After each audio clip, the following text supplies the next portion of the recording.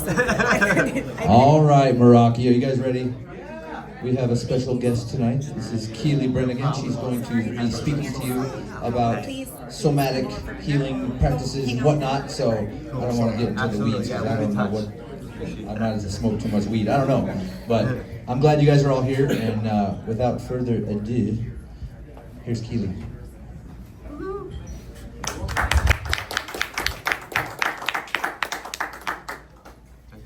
All right. Hi everyone. Can you hear me? Gotcha. Okay. So can folks come closer? Can people come sit in like closer to me? That would be great.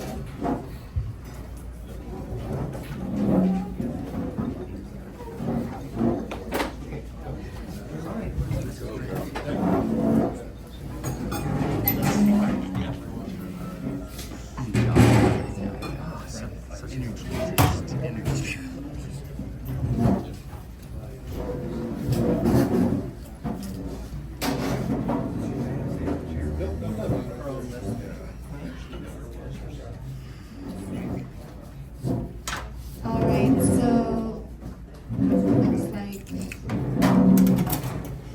we'll go ahead and start in about a minute. I'm going to go grab my phone.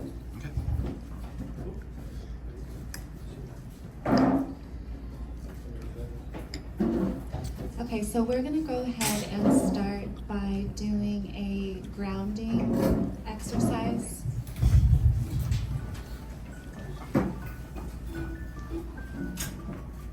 You know what? That's my phone. He's telling you to start. That's perfect. It's like start lecture. Right on time.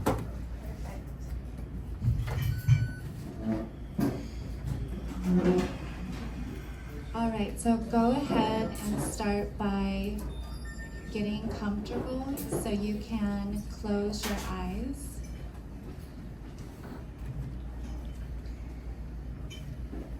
Or you can find a gentle gaze.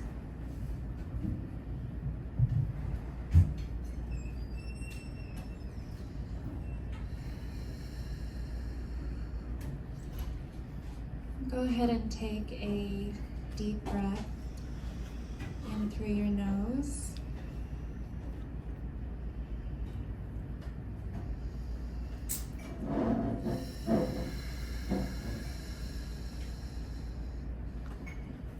And out.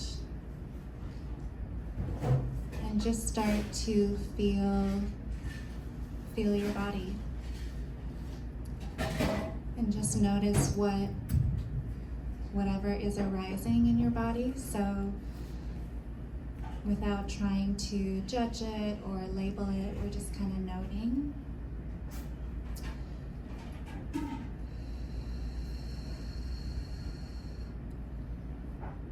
And then go ahead and maybe take a few more deep breaths. And as you do that, maybe check and see if your body wants to make any adjustments or movements, maybe any gentle kind of micro stretches or adjustments.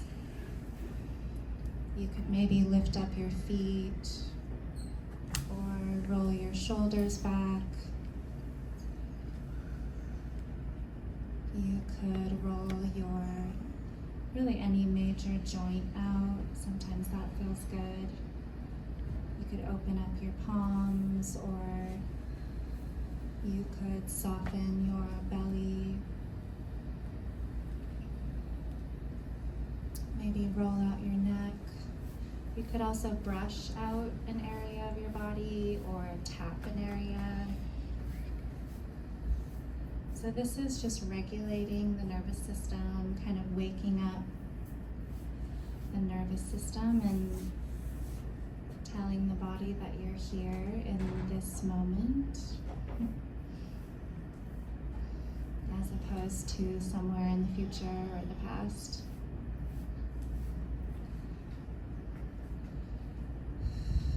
So maybe just take one or two more deep breaths in through your nose.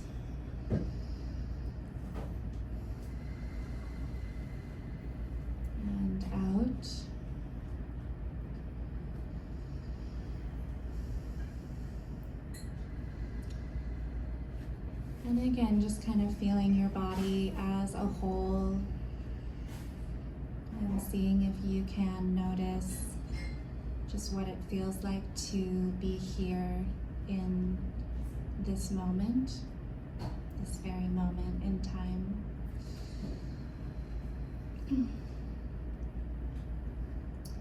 And then last thing, if you want to go ahead and lift up your feet again and place them back down on the floor, and just kind of seeing if you can maybe make your body maybe 1% more comfortable.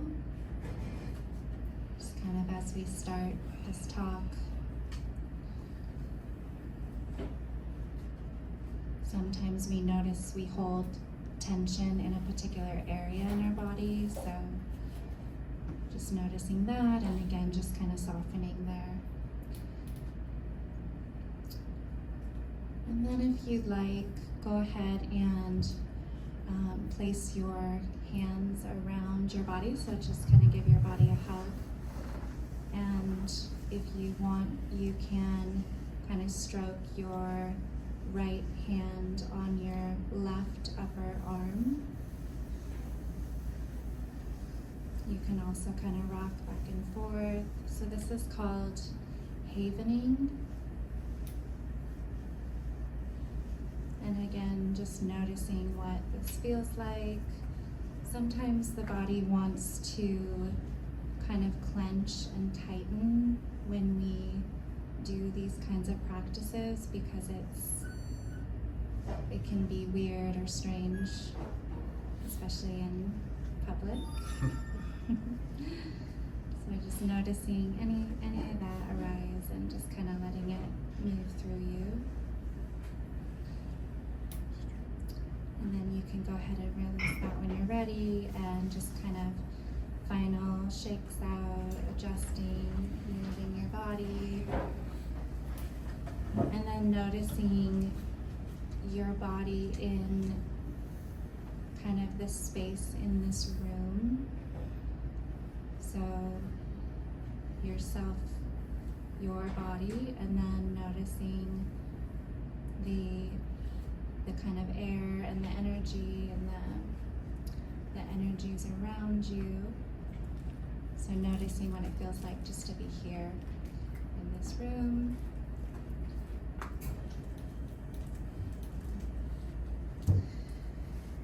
All right.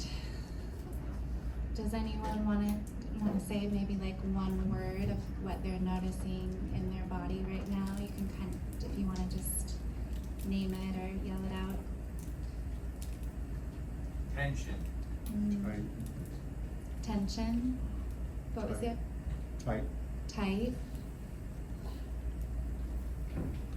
I was going to say tension. Tension. Okay. I'd like to say relaxed. Relaxed. So what does relaxed feel like in your It's body? like weightless. It feels weightless. Yeah. Cool. All right, so my name's Keely Brannigan, and I am a somatic therapist. I'm also a licensed professional counselor, and I'm going to talk tonight about the inner healing intelligence in the body. I'm also going to talk about something that I've experienced in psychedelic sessions, and I don't think it gets talked about a lot, so I thought it was an interesting topic. So it's this idea of, it's in yoga, the word is kriyas, but so who knows Stan Groff? Anyone in here know who Stan Groff is? Yeah. What's that? Breath work. Yeah, so yep, Holotropic. holotropic breath work. What else do we know about Stan Groff? I'm currently rereading his Psychedelic Explorer Guide Encyclopedia. Yes. So, Yes, that's a great book. A lot of LSD therapy. So he supposedly facilitated the most LSD journeys than any other therapist in the US. So he facilitated like thousands LSD trips or journeys. And he basically, he was a scientist, so he documented all these things that he saw, you know, through these thousands of cases. And one of them were these spontaneous movements that people would have, and they were basically, and again, I'm going to go into a little bit about my experience with it too, but so let's see. But before we talk about kriyas and the inner healing intelligence, which is what we're going to talk about tonight, I just want to back up. So let's see. So I want to talk a little bit about just who I am and my story to start. So I, when I was young, I had a pretty severe trauma experience, and then since then I've had a lot of different, I've looked for a lot of different healing practices basically. So it started when I was a teenager, and my mom took me to meditation and yoga retreats and Ayurvedic courses.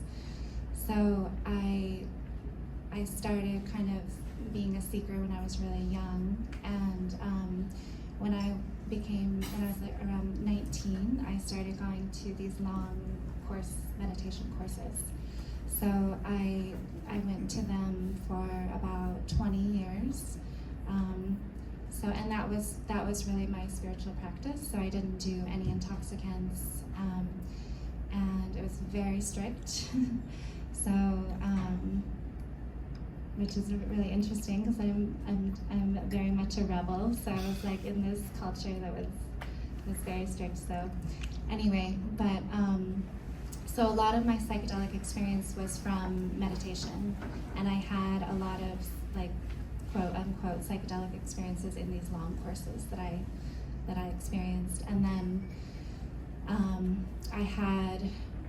I was a dancer, so I've had a lot of movement therapy. So when I went to college, I did multiple years of movement therapy in college, and then I was a dancer. So and I'm also a yoga instructor. So I was integrating basically the mind and the body.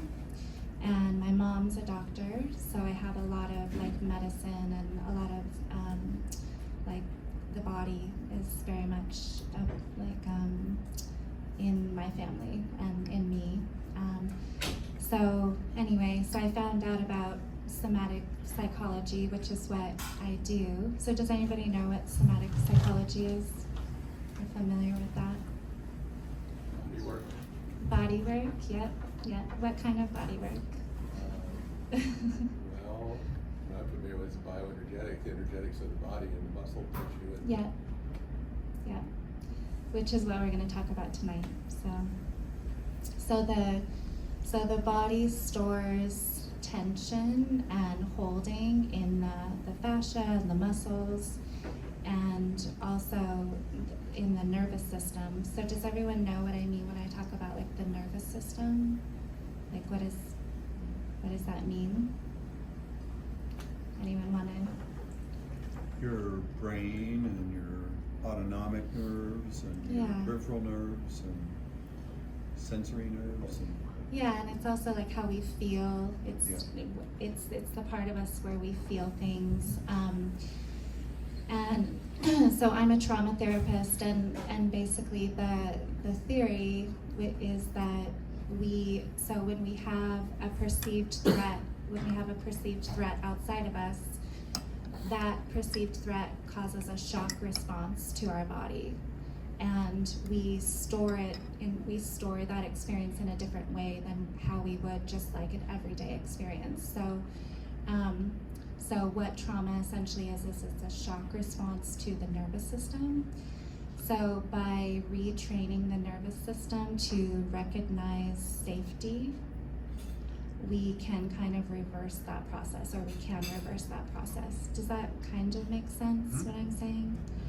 So a lot of trauma therapy these days, at least the somatic approach, is things like about like resourcing.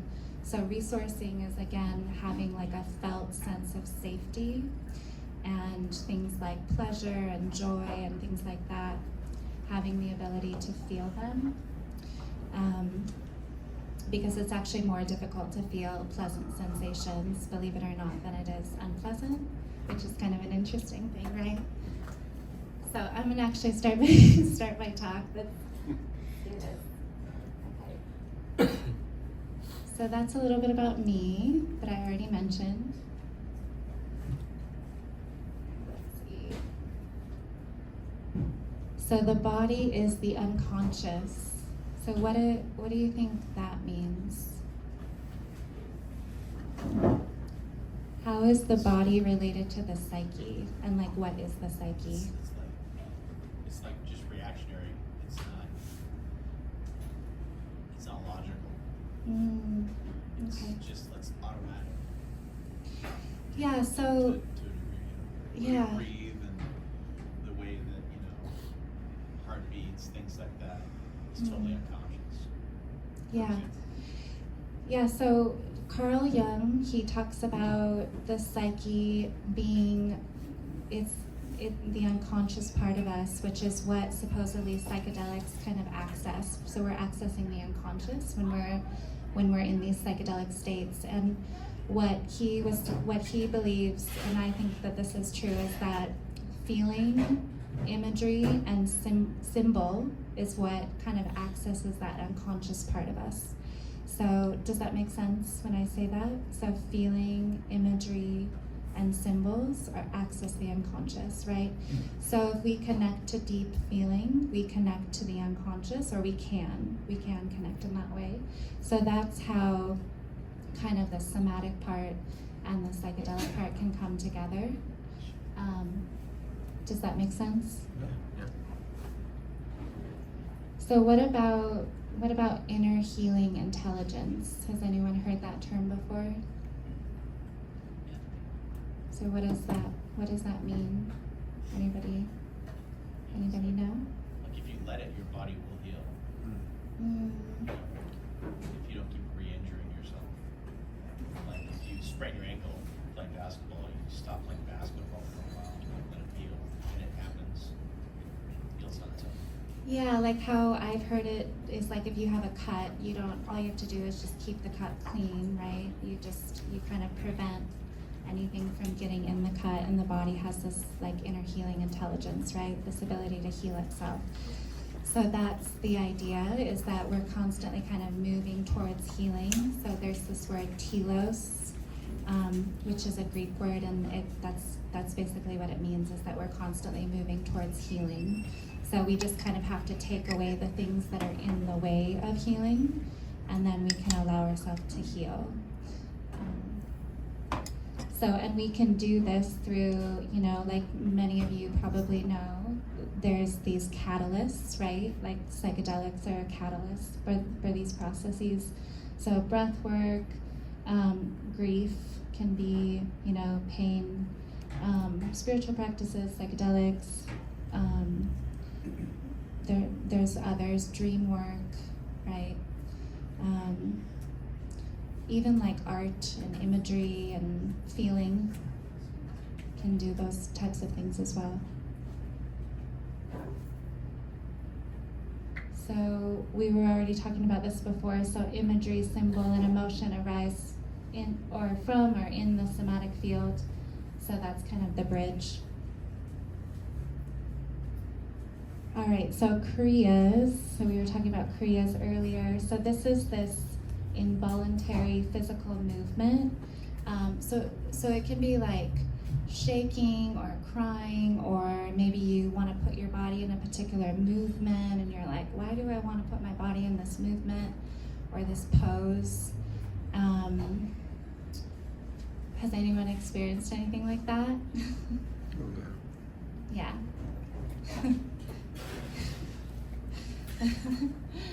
And the thing is, so in somatic work, you actually purposely put yourself in these postures sometimes with certain types of somatic work, like the work that Daryl does with bioenergetics. there's different types of work where you purposely, and we're going to talk about that, but you essentially move towards the sensation, you move towards the like what your body naturally wants to do instinctually, essentially. So the idea is that like instinct and the psyche are kind of like this. So when we're listening to that instinctual part of us, sometimes we can access those deeper levels and layers that are more connected to these sometimes younger states. They can be, it can be when we're 3 years old or 2 years old, because again, it's this implicit memory. So it's memory that comes from this more unconscious part of us, right? Which is sometimes connected to trauma. Does that make sense? Yeah.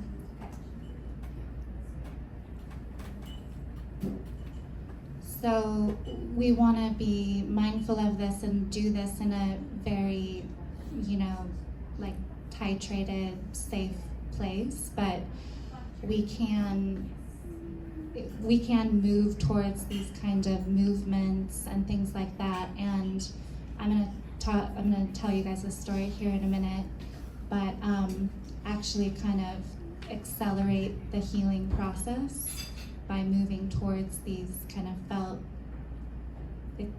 felt experiences, I guess, which are movement, sound, breath. So, yeah.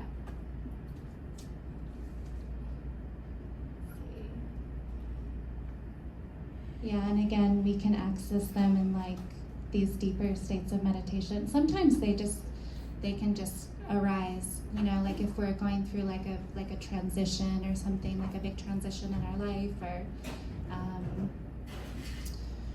or maybe we're just a highly sensitive person, it could be that as well. So Stan Groff says, kriyas are not disruptions, they're expressions of deep healing.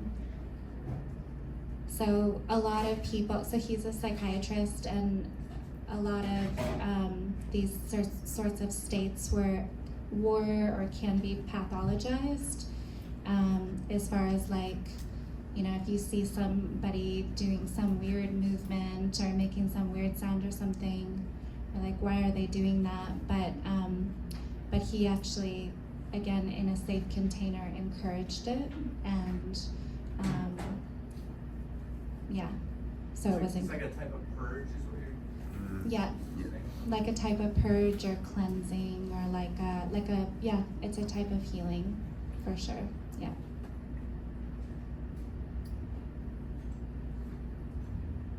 So I kind of went over some of this already, but sensation is the language of the unconscious. So these are just some ways that we can kind of work with this. So these are somatic therapy terms. So titration, small amounts of intensity at a time. And then pendulation, oscillating between tension and calm. So this is kind of what we do a lot, oftentimes in trauma therapy. So we'll go into an intense sensation a little bit. And again, you can do this you want to be mindful, and if you need support, you could have a support person with you, but you could do this in a psychedelic session. Like if an intense sensation arises, you guys all with me? Yeah. If an intense sensation arises, you can go. If you feel like you're able to go into it, you can go into it. You can also notice like what else is there. So what else is happening in the body? So if the sensation is like too much, or you can also notice if there's any variation in the sensation. So sometimes there'll be like subtle changes in a sensation, like a pulsing sensation or like more of a fluid sensation. So one example is something called what we do like resourcing. So that's more of building up a pleasant or neutral sensation in the body.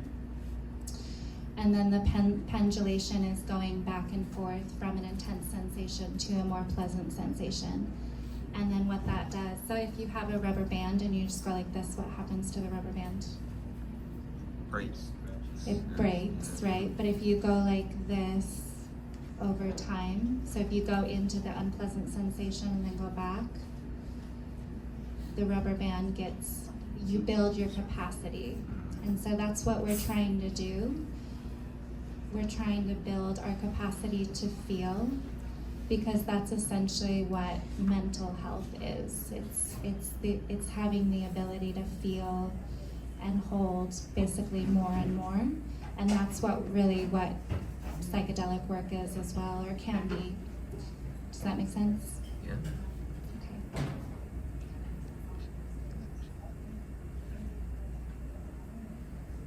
Okay, so this is just kind of a little bit of a guide post to some things that you can do. So let's say, if you want to, you can even imagine like you're in some medicine, or you're in a breathwork session, or maybe you're just having a difficult emotion arise. You can use that as well. So what you want to start with curiosity. So that would be like, what am I noticing? So what's arising in this moment? And then moving towards the sensation. So what does it feel like? So this could be like, where do I notice it in my body? And really investigating it. So like the depth and the pressure and the temperature and the size of it, the shape of it. Does it have a color? So you're really noticing as many things as you can about it. And as you do that, you also develop this ability to be an observer. So you're developing that capacity to, you're using your observer. And then when you use your observer, you're not in it. Like you're not getting, you're not in it. I think Ram Dass says that, being in it. So let's see, and then normalizing expression. So again, you don't necessarily want to just do this, out anywhere, but if you're in a psychologically safe environment, you want to be able to really listen to your body as much as you can. So like, what is your body needing in that moment? How does it want to move? How does it want to adjust? Does it want to release tension in a particular area? Because we're not meant to be these walking stress balls. We're meant to be, think about like a child, right? That's more of our natural state, is like a child. And then the last part is the anchoring into rhythm, breath, and I think I wrote heart too, because that's, for me, when I'm at my like deepest, darkest place, I connect to my heart. I connect to my, like, the person that I have unconditional love with, which is my child, and they're like my deepest anchor. But you can use your breath. So just noticing your breath. Has anyone ever done that? Just noticing their breath? Yeah. Has anyone ever done that on a psychedelic journey? Oh yeah, It's absolutely. very, very helpful. Right? It's very, very helpful. Yeah. And you can also do that like outside of you. So if like somebody's like drumming, or there's some kind of music, heartbeat or something, that can be similar to the breath, right? Because it's just an anchor, right? So the anchor is what kind of grounds us when we need to be grounded, right?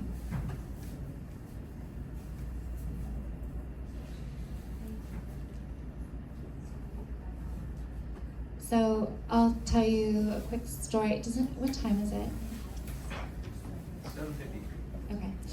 So I'll tell you a quick story. So I was at an ayahuasca retreat, and it was like the second night, and I was a meditator, and I didn't do any intoxicants, and I had this boyfriend who told me about ayahuasca, and I was like, I went by myself to this ayahuasca retreat, and I had never done any psychedelics before. So yeah, that's like my style. So anyway, so I was, let's see, I mean, this has happened multiple times in psychedelic journeys, but this one was kind of interesting. So all night long, my body wanted to clench and release. Clench and release. It was like, that's all it wanted to do for like 3 hours. And I was like, okay, this is interesting. But I was also having, it was like, so who has like really difficult, dark ayahuasca journeys? I do. Does anyone else? Sometimes. Some of you guys have, okay. Yeah. Mine are like really intense. Like I feel like I'm like in labor or something when I'm on, oftentimes when I'm there. But so I needed to do this. It was like the way that I like grounded myself. And again, I started noticing like I started noticing subtle differences. Like I felt the tiniest bit of relief when I released my hand, like the tiniest bit of relief. And that was like all I needed, was just the tiniest bit of relief. And then I noticed there was like this rhythm and this more of this subtlety that was happening in my body. So has anyone else had any like spontaneous movements that have happened during psychedelic journeys that anybody want to say? I had an urge to bow. You did? A really profound urge to bow. Yeah, an urge to bow. Like kneel and bow. I had this one time, actually earlier this year, where you mentioned twisting on one of the things, and I actually was like, when I played sports when I was younger, and I used to have like kind of like sore ribs and rib muscle issues, and I wanted to just like twist, and like right where it felt, and it felt so good. Like it was so weird. I was like on my couch, just like twisted, but it felt so good. Just like have some kind of like, just like kind of twisting back and forth, like that specific area. Yeah, and so like the idea with some of these different somatic therapies is that, so like let's say your body has this movement that you're like, oh, I naturally want to go into this movement. You accentuate the movement. So you go into the deepest expression of that movement, and you hold the movement in the deepest expression of it until the body naturally wants to release. So, and you can do that with sound, you can do that with movement, you can do that, and then there's different ways that again kind of accentuate it. So you can have someone making eye contact with you, you can use safe touch, but yeah, it's you're going into the movement in a full expression of the movement. So anybody else have any spontaneous movements that they've experienced? I don't know if this counts, Yeah. but several times in psychedelic experience I thought, oh, I think I'm dead. And then I go through a little bit of initial like, oh, I go through a checklist, like I should have done this, this, and this. It wasn't that I was afraid I was dead, it just like wasn't prepared to die. And then I let that go. So where I'm going with this is ultimately, it's like, am I breathing? And then I consciously decide not to breathe. Does that relate to this at all? And it feels okay. I mean, I don't breathe until I kick in. So you're consciously choosing not to breathe, but it's well, like, I mean, you are am I breathing. or am I not breathing? Right. So then just to test Right. it, I say, I'm not going to breathe, and then it's even more peaceful. It's more Yeah, I think we can psych ourselves out with the not breathing thing. Like, I think, well, somatic just means body. That's all. It's just a Greek word and it means body. But somatic therapies they're basically being aware of sensation and using the nervous system to heal. So like cognitive behavioral therapy is sort of it's a top-down therapy. So that would be like working with thoughts to change feelings and how you kind of feel in your body. Somatic is the opposite of that. So it's working with sensations to change emotions and thoughts. So it's just the opposite. But I've heard that quite a bit in psychedelic. Well, for me, I think it results in a greater sense of peace. That's ultimately where it starts. Yeah, Yeah. yeah, go for it. Kind of in response to what you just mentioned. Sometimes when we get into these spaces, especially when we're working with somatic therapy, that the feelings can be coming up, especially if there's trauma involved, but we can go into our heads, we can move into our head and start intellectualizing or analyzing the process rather than just feeling, staying with the feeling. And a lot of that has to do connected with the breathing process. That keeps us connected with the feelings in the body and keeps us less connected with our heads and our thoughts about the feeling, which is a big difference. Yep, exactly. There it is. So staying with feeling and staying with breath and, and again, kind of the anchors that I was talking about earlier, like the ones that I do a lot are connecting to love. So I'm trying to cultivate that feeling of love in my body, like consciously, through noticing it arise or actually visualizing somebody. Sometimes I'll start, I don't know if anyone in here does this, but I start sometimes by visualizing someone I love, and then I feel it in my body, and then I just kind of have that feeling grow. But the point is it's feeling and breath is what we really work with in somatic work, for sure. Would dance count in a way? Yeah. Like moving the body, I've certainly had times where I just want to dance. Yeah, totally. Yeah, I mean, we can dance unconsciously, right? We can, if we're like, because the difference of this being a therapy is that we're doing it with awareness. So we're doing it with mindfulness, we're doing it with awareness, as opposed to just kind of without awareness. Doing it blindly, I guess. Okay, so here, this is one of my last questions. So what allows you to move towards healing? This is kind of a general question, but anyone want to comment? Yeah. It's like allowing yourself to feel whatever that is, or move through that thing, like grief. It's like moving through those processes of grief, or those stages of grief. Yeah, so moving towards healing. So somebody asked Rick Doblin, like I don't know the exact question, but it was like, what's the main thing that you would teach, and he basically said that. He was like, just focus on the feeling, or move towards the feeling. Like if you can do one thing, that's probably what is, that's the focus.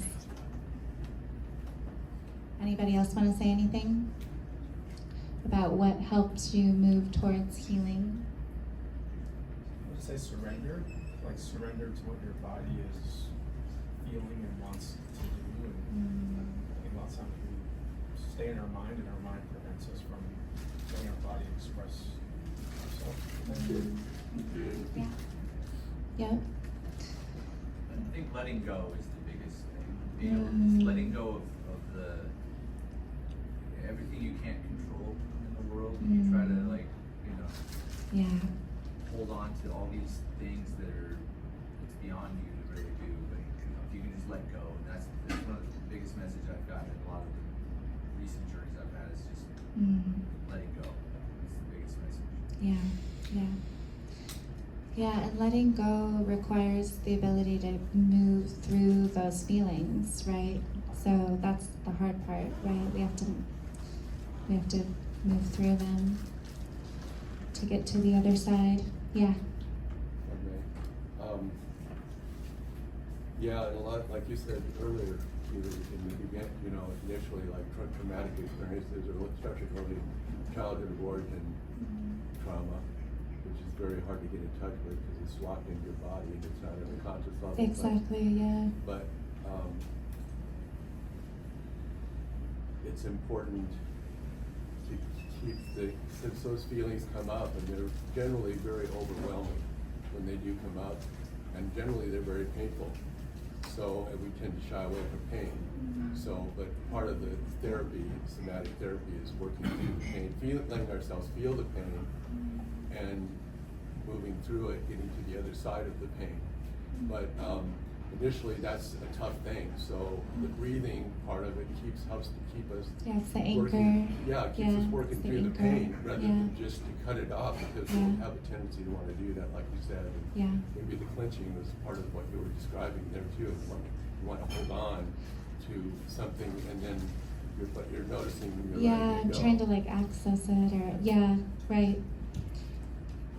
And also, I think if you're with a safe person, like eye contact can do a similar thing. It can be grounding. Also, so breath, eye contact, safe touch. Weight sometimes can do that. Like if you use like weighted things on the body. Does anyone use any kind of weighted things on their body? It feels good.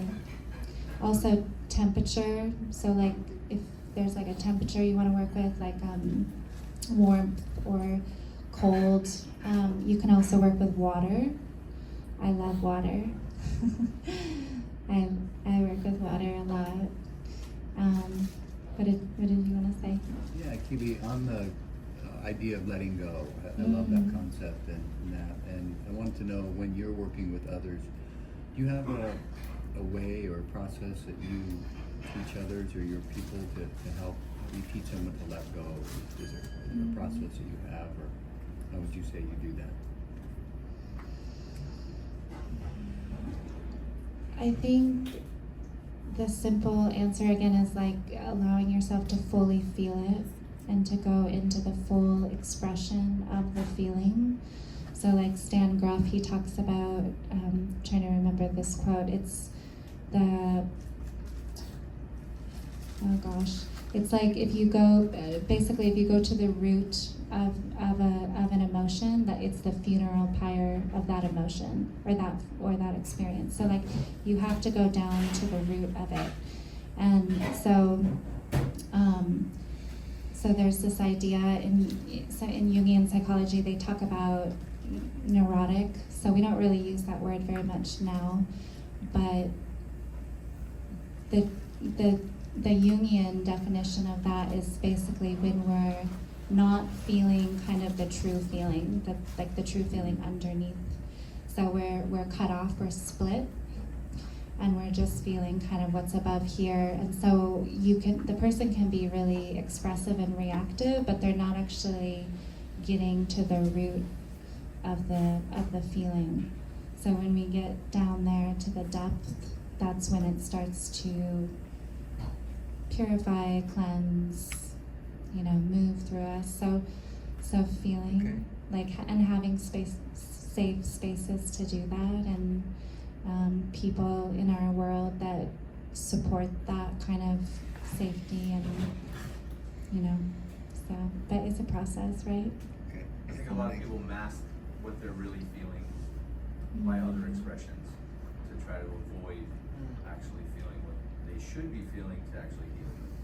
So, if you have a trauma, a lot of times people get angry, or they shop incessantly, or they do other things to cope with it without actually letting themselves dive into that actual feeling that they're suffering from and healing. for sure. Like it's a distraction from the actual feeling. So how many of us do that? Yeah. We all do that all the time, every day, right? But yeah, and I mean, we're all just doing the best we can. So let's see. Okay, so I'm just about done here. Excuse me? Yeah, go for it. Good question. It was Yeah. along the lines of what this gentleman just asked too, because that was my question too. Yeah. If I were to come to you as a client, how would you step me through this process? Say I'm coming to you and I've got a lot of trauma going on and I don't think, I don't know what to do with it. How would you step me through? What would be your process? So the first many weeks is really getting to know the kind of story of the person. So before you can kind of go, I mean, you can go to deeper levels, but usually you want to kind of know the storyline. Unless a person wants to come and immediately do somatic work and not work with story, which we can do that as well. But so getting to know the person, developing trust.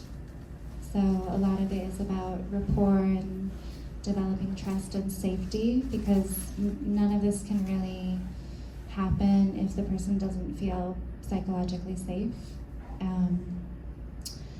And then once that happens, you can start kind of deeper work, and that can be many things. It could be psychedelics, it could be breath work, it could be more somatic type work, which is basically going into sensation deeply. And again, there's lots of different kinds of somatic therapy, and if you're interested in that, you can come talk to me about what that means. But yeah, so I guess that third stage would be kind of going into deeper work. But I know that's not really a very good answer, but it's gonna look different with every single person, because every person is different.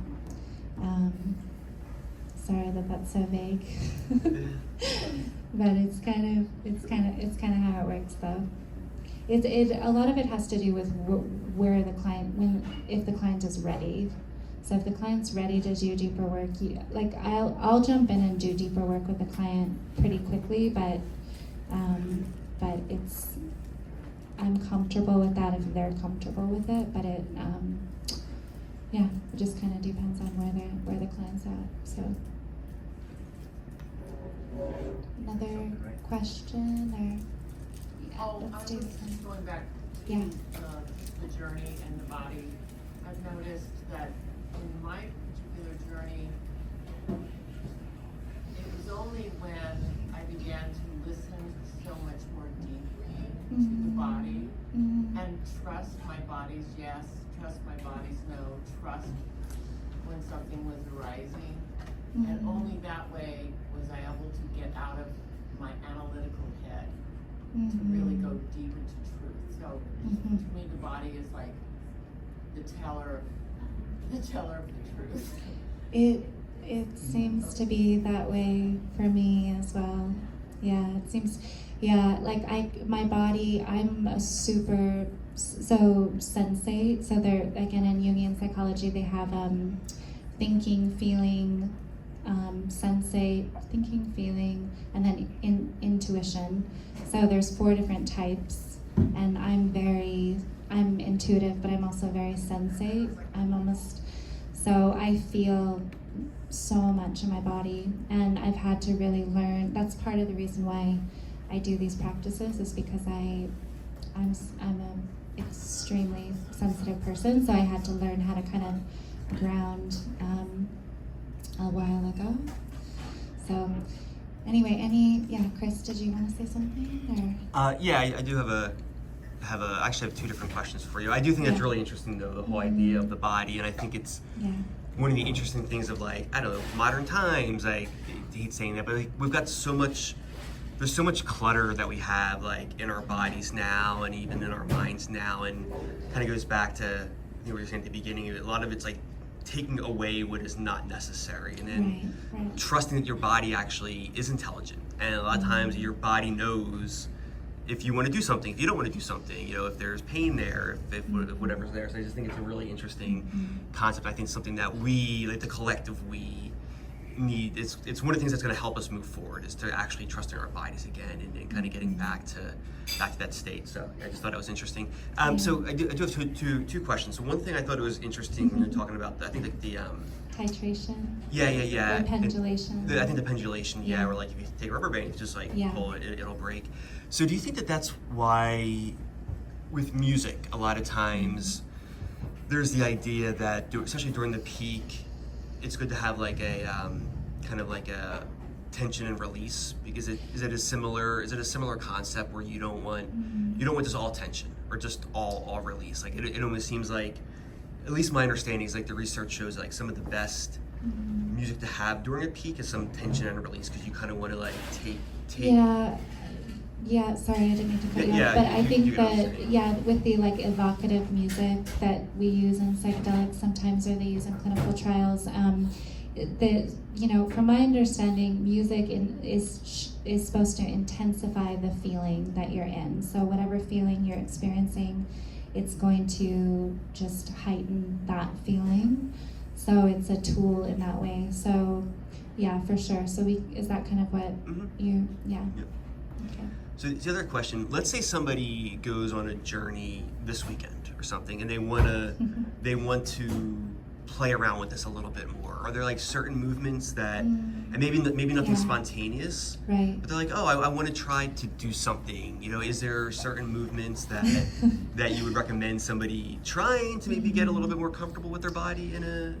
I would say just creating an environment where you can move your body and you can express yourself. So that might be like setting up a space where, so like in certain ketamine clinics that are more legit, they'll have like where you lay on the floor or you have space to move around, right? So you're not like attached to something. So this is more, kriyas are more like, it's more like a listening. So it's like, so you could start out by maybe putting some music on that you like or something, and just kind of noticing like what feels good in your body. So like, I'm doing this movement and like, just like what feels good. So you're moving with curiosity, you're moving towards pleasure, joy, things like that. So I think that could be a start. Does that kind of make sense? So it sounds like you're saying is giving your permit, like maybe having it in your mind that it's good to do that, like or good like to move, you're open to exactly it. giving yourself permission, and then listening, and then seeing. Okay. Because debatably, this is like some of this is like instinctual. I think it's instinctual, and it's, I don't know, Daryl, what do you think? It's like instinctual, but it's also like a way that the body naturally releases deeply held tension from trauma stores in the body, essentially. I mean, that's kind of what. So has anyone read the book like The Body Keeps the Score, or familiar with like Bessel van der Kolk, or like Peter Levine? Anybody know those names? Familiar with them. So this is like, basically, it's very similar to those guys' work. So yeah. So one thing I like to use when I'm journeying with someone else is mirroring. Synchronized breathing, similar posture. You said eye contact. All these things. Connection is the biggest thing with psychedelics. You feel this connection with the world and everyone in it, basically. But if you want to connect with someone you're in a journey with, mirroring is a really good way to do that. You can be on the same page physically. Yeah. Exactly. So you can do these practices yourself, and you can also do them with other people that are safe people, right? So when we do them with other people, we can do them through, again, like we mentioned before, eye contact, safe touch, mirroring, breath work. Is there any others? Those are like the main ones. Proximity, which is like closeness, kind of working with like how close or how far you are from the person. Anything else that you guys can think of? Those are the main ones. So those all work with our attachment system. Do you all know what that is? Our attachment systems. So it's like how we bond. It's how we connect with other mammals. So think of like a baby and a mother. So that's all the same kind of stuff that you can do, right? Does that make sense? All right, so that's the end of my talk. And yeah, any other comments or questions or anything? Where do you do this out of? Or So right now I do telehealth, so I work from home and I can do house visits. I'm here right now. And there's all my contact info. So I have like a Psychology Today page, and I have a website, and I have a Facebook, and there's my phone number. So those are all the ways to get a hold of me. Any other questions or comments or anything? Yeah. I might share one thing that Yeah, might be yeah. helpful to people if they're in the middle of a psychedelic journey. And of course, different psychedelics, as we know, work in different areas. Some of the feeling enhancers, like MDMA and Harmaline and Ibogaine, and some of those that enhance feelings are probably more prone towards the stuff coming up. But one thing that just kind of came to mind I just want to share is that sometimes when trauma comes up, it just comes up spontaneously, and you're like, whoa, what is this? And then that's where the somatic work really comes in. But one thing that you can do if you hit that space that you can just apply is a somatic technique that can help ground you. It's a bioenergetic technique. Now, I'm going to try to show you if I can. Yes. I just had a knee surgery, so I'm not doing too well on my knee. I have to go back in next week, but anyway, that's another story. But I'm going to have to show you physically what I'm talking about, because if you're feeling that trauma and you are feeling overwhelmed by it, and this can happen when you're actually working at the somatic too, but you can just kind of lay down, put your knees up, and breathe. Simple as that. I mean, there's other things you can do to apply it to get enhanced feelings coming up. And that is grounding. So what he's doing right there is really grounding to the body. Right. So that, and it's actually, so that's preventing the flow of energy too, because he's blocking, bending his knees is blocking that energy. So go ahead, Daryl. Well, actually, what it's doing, what it's Go doing for in the context of the trauma that you may be experiencing is it is putting your feet on the ground. So in bioenergetics, there's a lot of literal translations of verbiage. So I've got my feet on the ground. I'm grounded. You know, that's just something we say, right? Well, this is actually physically making that happen. So when you're doing that, your body automatically responds to that, and you feel more secure, more in touch with what's going on, so that you can get grounded in the middle of it until you kind of get back into more of a stable place. And then there's other things with bioenergetics you can do, of course, breathing with that, but a lot of that will actually make things more intense, so you have to be kind of careful with that one too. Right. But yeah, I just wanted to share that because I think it's helpful when people are in those spaces, and I've been That's there. a good one. Hey, so. You dropped this out of your pocket. Oh, thank you. All right, so let's go ahead and do just like a 30-second kind of grounding to kind of end, and then we'll say goodbye. So go ahead, and if you want to, you can close your eyes.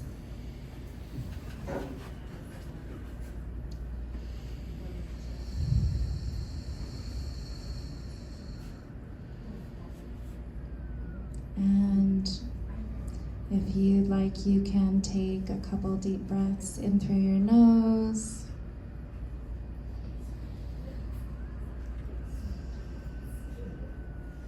And out.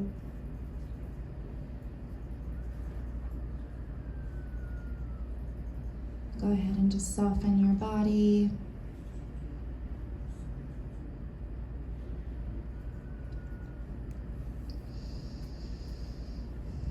You could take another deep breath if that feels good.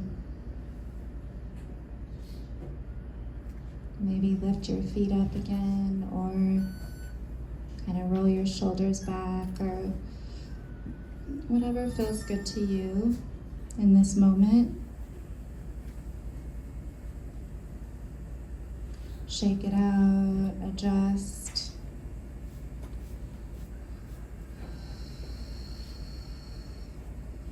And then noticing your body as a whole.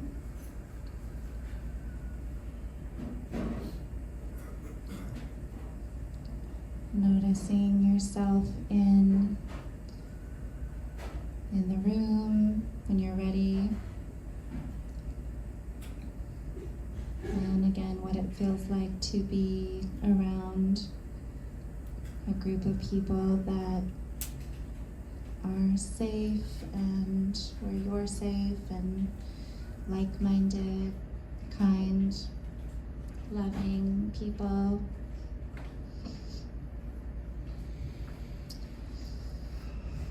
And go ahead and take a final deep breath out, shake it out. And then when you're ready, you can open your eyes. And this last thing we'll do together, so this is called orienting. So go ahead and look from the left side of the room. Start to look at the left side of the room. And then very slowly move your eye gaze over to the midline of your, wherever your eye gaze is. So to the midline. And then over to the right. And then back over to the midline again. And then just looking around and making eye contact with anyone. So just making some eye contact, saying hi. So all mammals do that. That's called orienting, and it's something we do to recognize safety in our environment. So we can use that consciously, and it basically is telling our brain that we're safe because we're scanning the environment for safety. You can actually literally say, I am safe when you're doing that, and it's telling the brain and the body that you're safe. And so it's kind of turning the sympathetic or turning the parasympathetic nervous system on. So, all right. Okay. So last thing I do, and you can come up and talk to me if you're interested. But I have a 12-week course that I'm teaching. I also do therapy. I'm not like here to promote any of that, but if you wanna come up and talk to me about it, you're welcome to. And there's my contact info, and thanks so much, everyone. So. Yes, give it up for Keely, everybody. So, as you know, we're with Arizona Psychedelic Society, and we're here every Monday at 7 o'clock. Different things. Usually have a speaker the first Monday of the month. The rest of the weeks we do something different each week. So come on out. I know most of you do. So thank you, everybody. And thanks, Meraki. Make sure you take care of that Kava tuber back there. Oh, I have a question. What's up? Where you have all this stuff? It's an altar. Yeah. Why? I don't know, because it's beautiful. What's that? This is pretty. Okay. Yeah. There's a